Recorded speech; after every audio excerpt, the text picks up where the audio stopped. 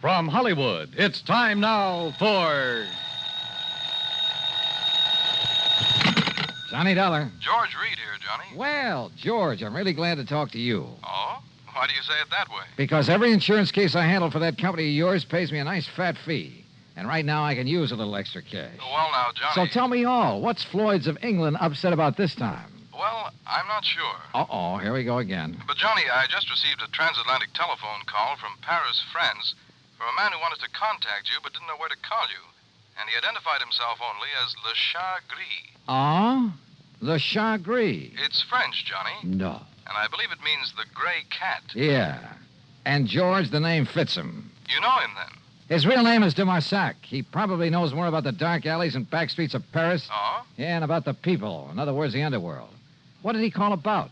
He mentioned the Blue Madonna. The what? It's a painting, Johnny, a small oil painting by a modern artist named Vincent Bardot.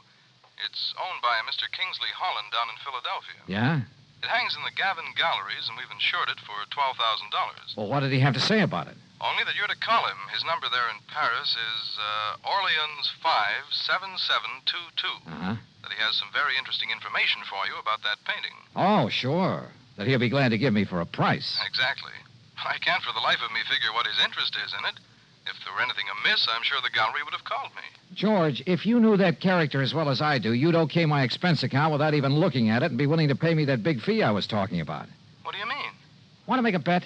What kind of a bet? I'll give you odds of 10 to 1 that whatever's hanging in that gallery down there in Philadelphia is not the Blue Madonna. What? Now, look, Johnny, good heavens. George, I'll be talking to you.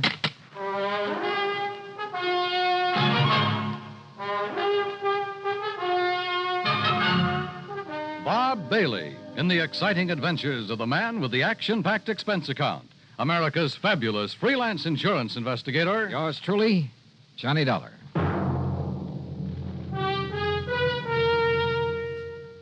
And now, Act One of yours truly, Johnny Dollar.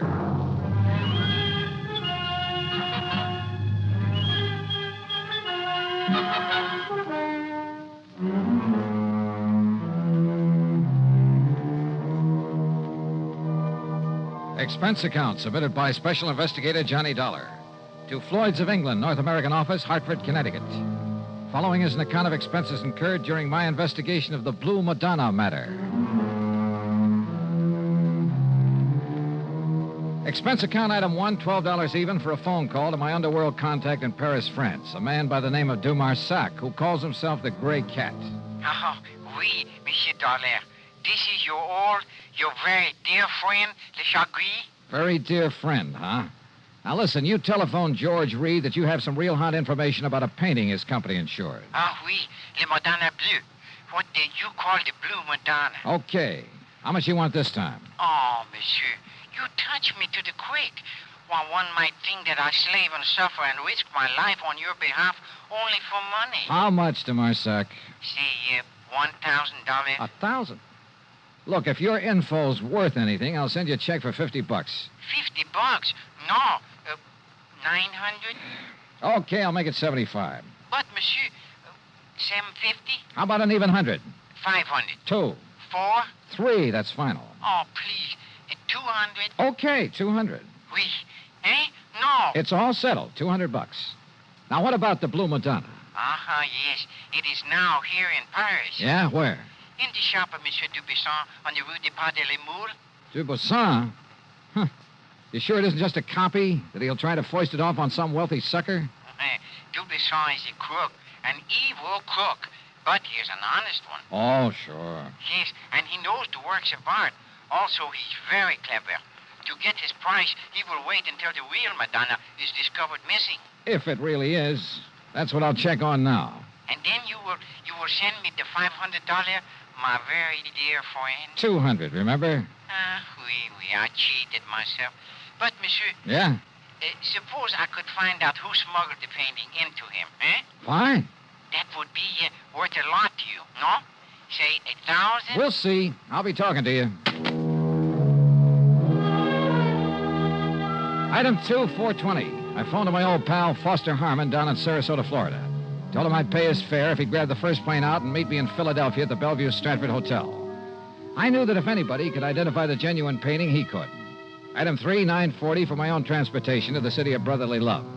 Item 4, $9.50, cocktails and dinner for the two of us there at the Bellevue. Yes, the Blue Madonna is one of Vincent Bardot's best-known works. I don't think there's another living artist who could so effectively use various shades of just one color. But what about it, Johnny? Well, first thing in the morning, I want you to come along with me and take a look at it. It's in the Gavin Galleries, isn't it, up on Walnut Street? Yeah, at least it's supposed to be. Suppose? Now, all I want you to do is take a good look at it, then reserve any comments until after we get out of the place. And? That's all. Well, but Johnny, Meantime, I want to check with the owner of that painting. The telephone directory gave me Kingsley Holland's address. Item 4, $6.20 for a cab to a small apartment house out in West Philadelphia.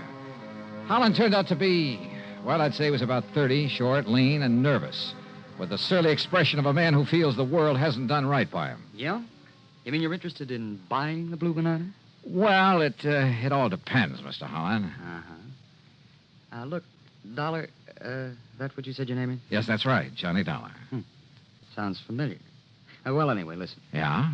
That gallery's got a price of $18,000 on it. But if you want to buy it direct from me, and right now, I'll give it to you for $12,000.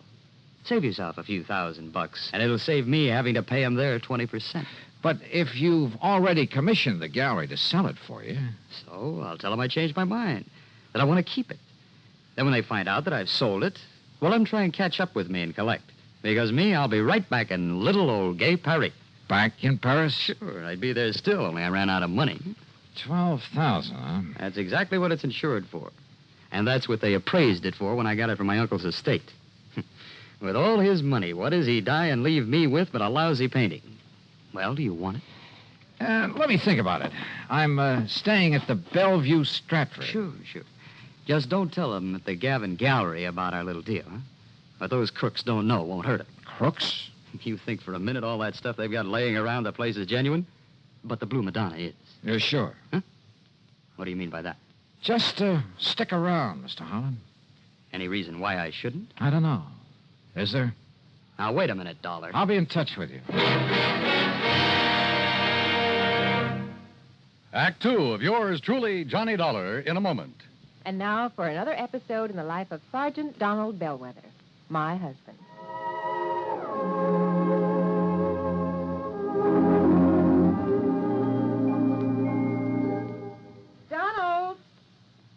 Donald! I'm out here on the back porch, honey. Oh, there you are. Honey, why on earth did you choose a time like this to clean your hunting rifle? We're due at the Jamesons at 7. I'm ready, honey. All I have to do is wash my hands. I'll finish this tomorrow. Be with you in a jiffy. Donald, come back here. Oh, now, what's the matter, Reba? Are you going to leave this hunting rifle right out here in plain sight? Nobody's going to bother it. The kids are asleep and we'll be gone. I don't think our babysitter will bother anything. She's got her homework to do. Those are famous last words if I ever heard them. Donald, don't you realize that accidental death by firearms ranks second only to deaths from falls, fire, and poison? Yeah, but the kids are in bed. Well, sure they are. But what if our 6-year-old Marshall Dillon should wander out to the kitchen for a drink of water? You know, he'd love to play with his gun. Yeah, I suppose so. Well, please put it away under lock and key. Yes, dear, yes, right away. And for heaven's sakes, take those shells, too. You know, many accidents happen when bullets are thrown into a fire or hit with a hammer. Those things are dangerous. You ought to know that. I know, honey. I guess I just wasn't thinking. The unloaded gun and ammunition lying around the house is even more dangerous than itchy-fingered hunters. Statistics prove that. Okay, there. Everything is safe under lock and key. Now, you still angry with me? Oh, Donald, I don't want to sound like a nagging wife, but... My dear, you have every right to reprimand me. Me, a non-commissioned officer. I should know better. But that's the way it goes. We forget. That's why there are accidents in the field, out hunting, and in the home. We all know better. We just forget or get careless with firearms. Well, come on along. Let's get over to the Jamesons. Okay, dear. Now, this won't happen again, believe me. You know, I wouldn't have started to clean that rifle if you hadn't taken so long to get dressed. But you sure did a good job. Oh, you look beautiful. That's my Donald. That's my doll.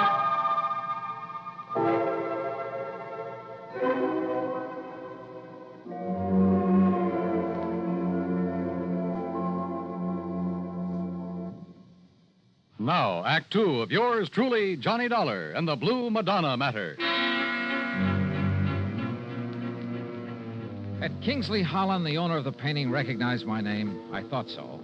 And if a switch in that painting had been made and he knew about it, well, I'd do well to look out for him. Yeah, the more I thought about it, the more certain I became that whatever hung in the Gavin galleries was not the Blue Madonna. Item 5, another $6 for a taxi back to my hotel. Item 6, $5.80, breakfast the next morning for Foster Harmon and myself. By 10 o'clock, we were at the Gavin galleries, looking at a pretty modern, but I must say beautiful painting. It's amazing, Johnny, amazing. The most extraordinary... Well, I just can't believe it. Can't believe what, Foster? That it's the real thing or just a good copy? Oh, good morning, sir. That's just it. You see, I've helped these gentlemen. Johnny... Hold it, Foss. That painting, you know, is a genuine Bardot. Yeah? My name is Johnny Dollar. This is Mr. Foster Harmon. Gentlemen, I'm Arnold Gavin. You're interested in buying the Blue Madonna?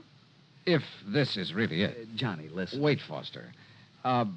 What is the price of it, Mr. Gavin? 20,000. Mr. Dollar, did you say? Yeah, but, wow. Haven't you got a Bardot that's a bit cheaper? His Laconic Lagoon is priced at 10,000. Holy. Well, how about a copy of this? Bardot has never allowed his works to be copied. Johnny, listen. Yeah, Foster. It looks like this stuff is too rich for our blood. No. Come on, let's go back to the Bellevue Stratford. No, listen. Perhaps there's something else that might interest you. No, I'm afraid not, but thank you. That's quite all right. Now, look, suppose I come back later. Johnny, listen. Come to on, me. will you? Yeah, I'll see you tomorrow, Mr. Gavin. Now, Johnny... Just take it easy. Well, Foss?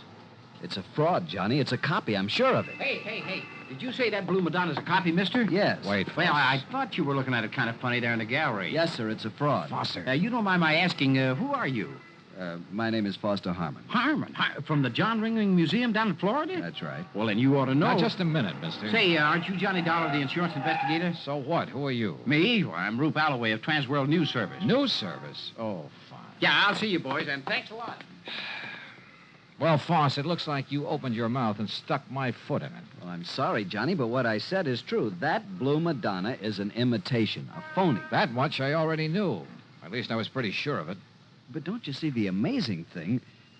Well, Johnny, that copy is so perfect, so exactly in the style of Vincent Bardot, even to little things, little idiosyncrasies that even the finest copyist couldn't match. Certain minute details about an artist's work are as distinctive, as impossible to copy as a man's own fingerprints. Yeah, What well- I'm trying to say is that if I didn't know every brush mark on the original... Okay, Foss, forget it. Forget it. Hey, listen. Kingsley Holland, the owner, and I wouldn't trust him for a minute. I think he knows who I am. If so, and if he knows that painting is just a copy, well, he's pretty sure to figure out what I'm doing here. Johnny, he must know it's a copy. If he gave it to the galleries to sell. Perhaps. Or maybe the switch was made after it was hung there. Then what you're saying is that either one of them could be responsible for the fraud. That's right. How well do you know the Gavin galleries? Well, they're not very big. You could see that for yourself. And, of course, they're rather new in the business. I think I'd better get a rundown on this Arnold Gavin while we're waiting at the hotel. Waiting? What for? Well, you plant a couple of seeds, you hope that one of them will sprout. I'm afraid I don't understand. Foss, I told both of them who I am in the hope they'd guess at why I'm here. I also gave them reason to suspect I think that Blue Madonna's a phony. Well, I'm afraid that I may have led Arnold Gavin to feel that way. Same thing. I also made it very plain to them that I'm staying at the Bellevue Stratford. In other words... Good heavens, Johnny, if you mean what I think you do. Yeah? Like what, Foss? You think that one of them, the crook, will come to the hotel and try to... Well, don't you see, Johnny, knowing that you're on to him, he might try to kill you. Can you think of a better way to bring him out in the open? Johnny. Come on, let's get back to the hotel. And wait.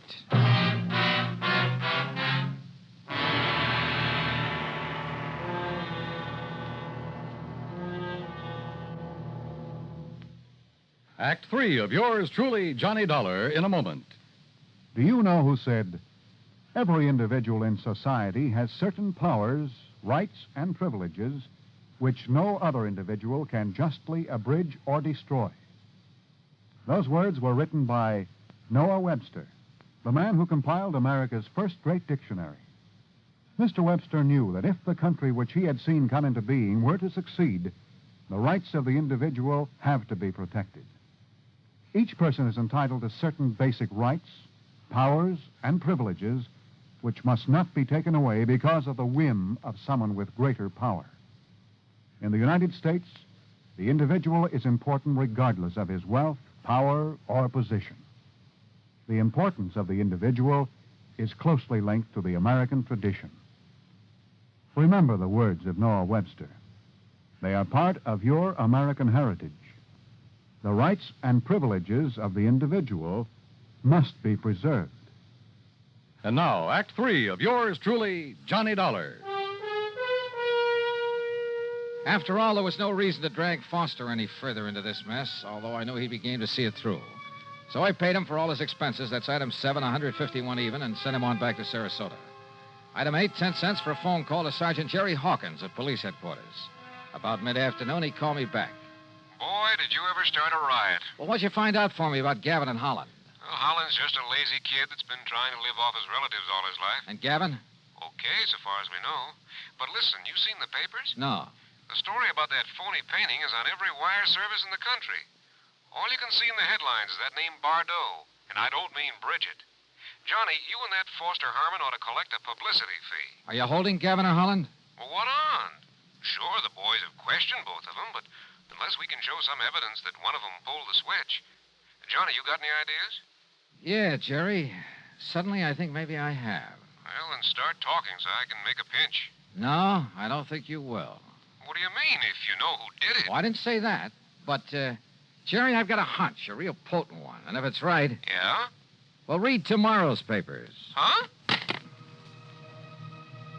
Item 9, half a buck for an evening paper and a tip for the bellboy who brought it up to me. Yeah, the sergeant was right. This was the most free advertising any artist has had in years. Prices on genuine Bardots were skyrocketing. As for the fake Blue Madonna, I put in a fast call for Paris. But before the operator could get it through... Yeah? Arnold Gavin, Mr. Dollar. Well, Mr. Gavin... Do you see what has happened? Have you seen the papers? I sure have. And the police have closed my shop, my galleries. Can you blame them? But don't you understand? I've had offers of up to $30,000 for the Madonna. I've received wires offering me nearly $20,000 for the other Bardot, the real one. No kidding. Well, I'll show you how much I'm kidding. I've cabled Bardot to paint some more for me. Paint anything. Don't you see? After all this publicity, we'll make $1 million. So it was you that rigged this whole thing, huh, Gavin? I, Mr. Holland? Why, of course not. Sure, to raise the price of some of your lousy paintings. Why, how can you say that? You who gave me that copy. Expert, huh? You trying to tell me you didn't know that was a copy? No. It was only this morning when the authority from Sarasota, when I called in the people from the museums here in Philadelphia. Do you know what they said? What? And it better be good. They said the only one who could have made that copy... Wait a minute. The only artist in the world who could have possibly... Hold it. Hold everything. Holland, you said you got that painting from your uncle's estate. That's right. It was willed to me. Where did your uncle get it? Why, Well, listen. I'm listening. Dollar, that Madonna was smuggled into it. Smuggled? That's right. But by whom? Well, believe it or not. I think I can tell you who. And if this is my call to Paris, well, maybe I can even tell you where he is now. Johnny Dollar. This is your dear and faithful friend, Le Chagris. Good. Now listen. And for the information I can give you this time, you will have to pay me a vast sum of money. You're about to tell me that the Blue Madonna was smuggled into Paris by none other than the artist himself. That's it? By Vincent Bardot. Exactly. So that should be worth it, but how did you know? All right. All I want to know now is where is he? You know. He's not in Paris. Where is he? For $100? 150? 300. Oh, for that much I'll find out for myself. Goodbye. No. Okay, 200 or I hang up on you. Well, only for you, my best, my oldest friend. Where? He is aboard the plane for the United States. I might have guessed it. He has the Madonna Bleu with him. He received the cable this morning. Great. I'll send you a check. You hear any of that, Mr. Gavin? Holland? Well, yes, but I'm afraid I don't understand. Oh, I sure don't. And maybe this call will help you.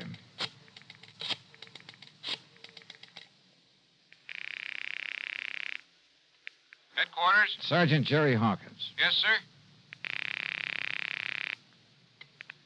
Sergeant Hawkins. You can have the boys in New York pick him up or wait for his plane to arrive here in Philadelphia. Johnny. If you're sure you really have any charges against him. What? Yeah, he's on his way in from Paris. The guy who painted the copy of the Blue Madonna. Or maybe this is really the original over here. Huh? Well, at any rate, he'll have the other copy with him. So do you want to tell the papers or shall I? Look, will you make sense? Oh, and his name is Bardot. Bardot? That's right, Vincent Bardot.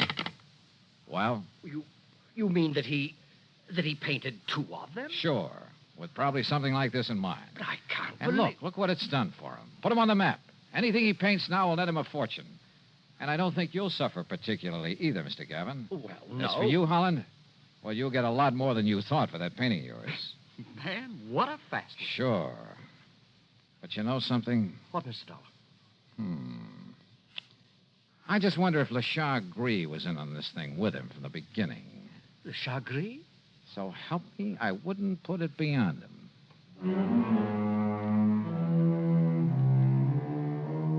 Sure he was in with Bardot.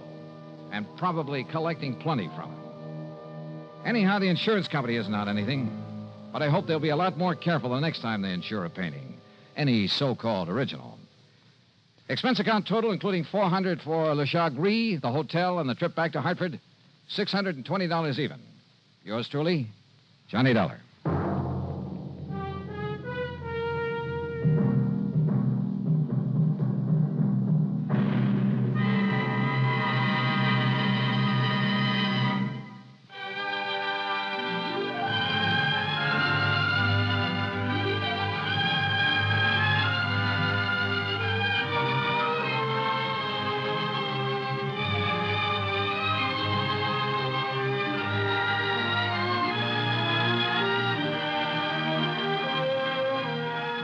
Yours truly, Johnny Dollar, starring Bob Bailey, originates in Hollywood and is written, produced, and directed by Jack Johnstone. Heard in our cast were G. Stanley Jones, Forrest Lewis, Harry Bartell, Joseph Kearns, Bert Holland, and Byron Kane. Be sure to join us next week, same time and station, for another exciting story of yours truly, Johnny Dollar.